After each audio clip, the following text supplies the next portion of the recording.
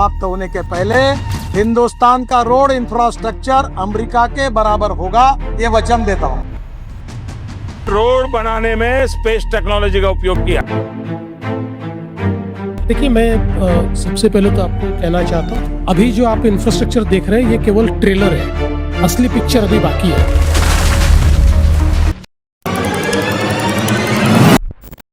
मुंबई के पास 81,000 करोड़ बैंक में पड़े हुए हैं, फिर भी शहर की सड़कों में गड्ढे हैं। वजह जानकर आपका खून खौल हो जाएगा दोस्तों। भाई, मुंबई की दुनिया एक अजीब दुनिया है दोस्तों। मुंबई शहर एक ऐसा शहर है जिसे सपनों का शहर, बॉलीवुड का शहर कहा जाता है, और साथ ही साथ सबसे बद इंतजाम वाली सड़क का भी शहर माना जाता है। बीएमसी यहाँ की, मुंबई की म्युनिसिपल कॉर्पोरेशन इतनी रईस है कि सिर्फ फाइनेंशियल 2025 में इसके पास रिजर्व में लगभग 81,000 करोड़ जमा है। सोचकर हैरान हो जाओगे, 81,000 करोड़ कितने होते हैं। सिर्फ फिक्स्ड डिपॉजिट का ब्याज उसे हर साल 2200 करोड़ मिलता है। बजट भी लगातार बढ़ रहा है। फाइनेंशियल ईयर 2023 की बात करें तो पहली बार 50,000 करोड़ पार चला जा चुका था, और फाइनेंशियल 2024 के बाद अगर हम बात करें कि ये फाइनेंशियल 23-24 में 59,000 करोड़ चला गया, और धीरे धीरे बढ़कर 74,000 करोड़ और फिर 80,000 करोड़ बार जा चुका है।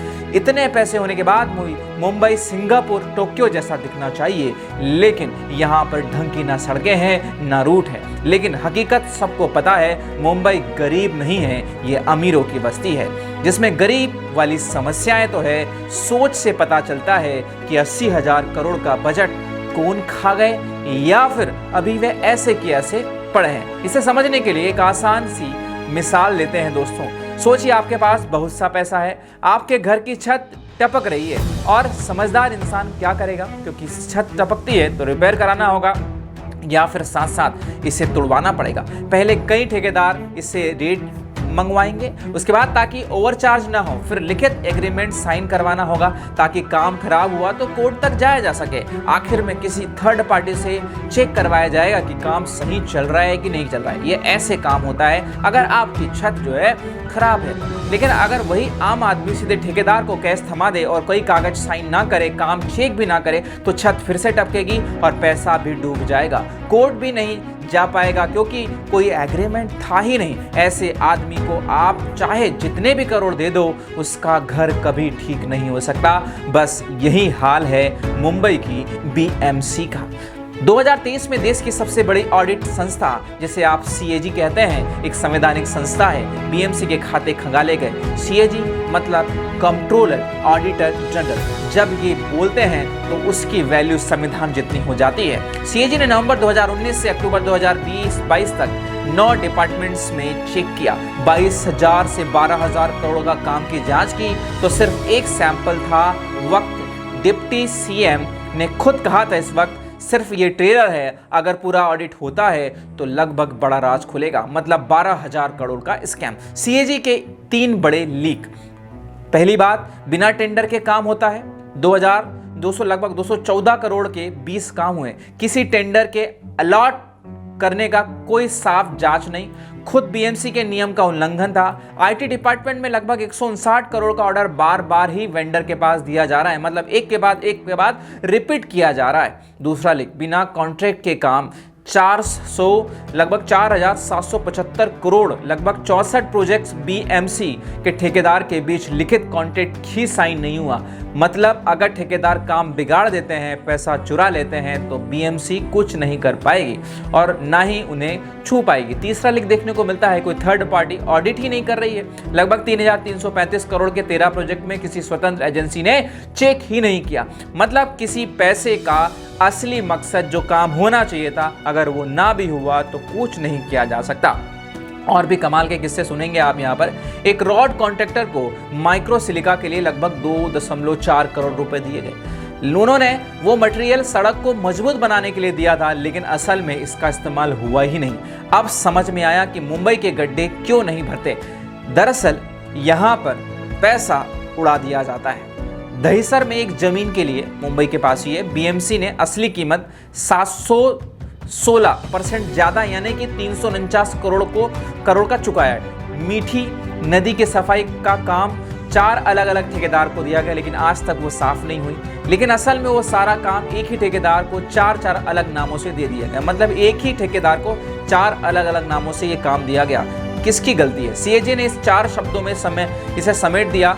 पारदर्शिता की कमी है, सिस्टम की गड़बड़ी है, खराब प्लानिंग है और पैसों का लापरवाह इस्तेमाल है। मतलब बीएमसी अब बदइज्जत क्यों हो चुकी है? मुंबई सपनों की नगरी जो है, फिल्म की नगरी, इतना उसका बुरा हाल क्यों है? लेकिन असली सवाल यह है कि जब सब कुछ इतना साफ दिख रहा है तो ठीक कौन करेगा? आमतौर पर जनता अपने कॉरपोरेट चुनती है, मतलब वहाँ के वार्ड मेंबर लेवल साथ साथ आवाज़ उठानी चाहिए। मुंबई में ऐसे 227 कॉरपोरेट बड़े खर्चों को मंजूर देती है, लेकिन इनका कार्यकाल 7 मार्च 2022 को ही खत्म हो जाता है। ओबीसी रिजर्वेशन, वार्ड बाउंड्रीज के विवादों की वजह से अगला चुनाव टलता रहता है। मार्च 2022 से जनवरी 2026 तक देश की सबसे अमीर सिविक बॉडी को एक अकेला अनइलेक्टेड अफसर चला रहा था। कोई मेयर नहीं, कोई कॉरपोरेट नहीं। और याद रखिए, सीएजी की सबसे बड़ी गड़बड़ी भी ठीक इसी दौर में हुई है। अक्टूबर 2022 में ये सामने आती है। अब सवाल ये है कि ये करप्शन है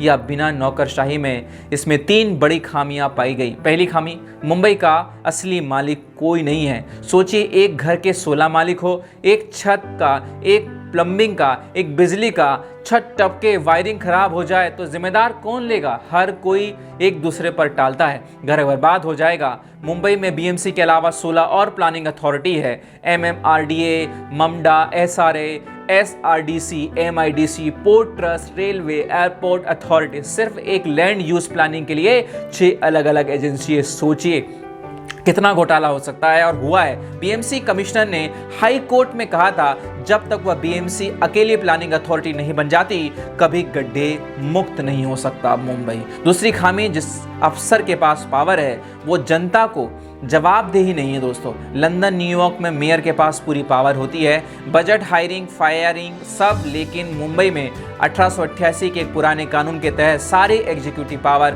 म्युनिसिपल कमिश्नर के पास जाती है, जो एक आईएएस अफसर होता है। जनता से नहीं चुनता, मेयर सिर्फ नाम का पद है, कमिश्नर भी लंबे समय तक टिकता ही नहीं, औसतन 10 से 16 महीने में इसका ट्रांसफर हो जाता है। सोचिए, कोई अफसर 15 साल लगने वाला ड्रेनेज प्रोजेक्ट को शुरू करेगा और उसका ट्रांसफर कुछ समय बाद हो जाएगा, तो क्या वह सही तरीके से चल पाएगा? जल्दी डेडलाइन मिल पाएगी? असली मुश्किल काम नहीं, कोई हालात को ठीक करने वाला नहीं है। तीसरी खामी, पैसा। लेकिन वो हालात इतने खराब है, 81,000 करोड़ की एफडी कोई ट्रॉफी नहीं है दोस्तों। इस बात का सबूत है कि जनता से पैसा लिया तो जाता है, वादा तो किया जाता है, लेकिन इस्तेमाल ही नहीं होता, क्योंकि सिस्टम में ना कोई मालिक है ना कोई जवाबदेह अफसर।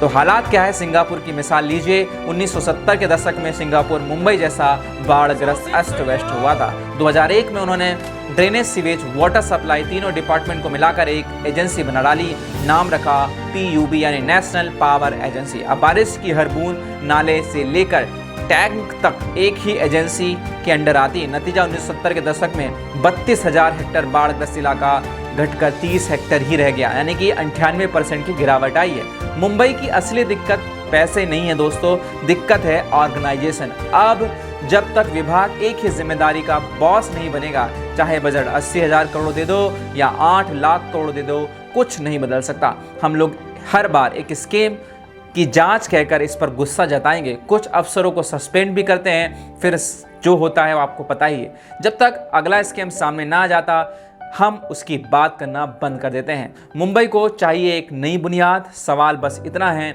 महाराष्ट्र सरकार इसे कब ठीक करेगी और ये दिन कब बदलेंगे दोस्तों? तो आपको क्या लगता है कि क्या मुंबई का शहर, मुंबई की गड्ढे भरने वाले हैं? प्लीज़ कमेंट में ज़रूर बताएं। और क्या आपके शहर के हालात हैं, प्लीज़ कमेंट में बताएं, तो शायद उस पर भी विचार किया जाए। और ऐसे ही वीडियो के लिए बने रहिए, हमारा चैनल फॉलो कीजिए। मिलते हैं नेक्स्ट वीडियो में। जय हिंद दोस्तों।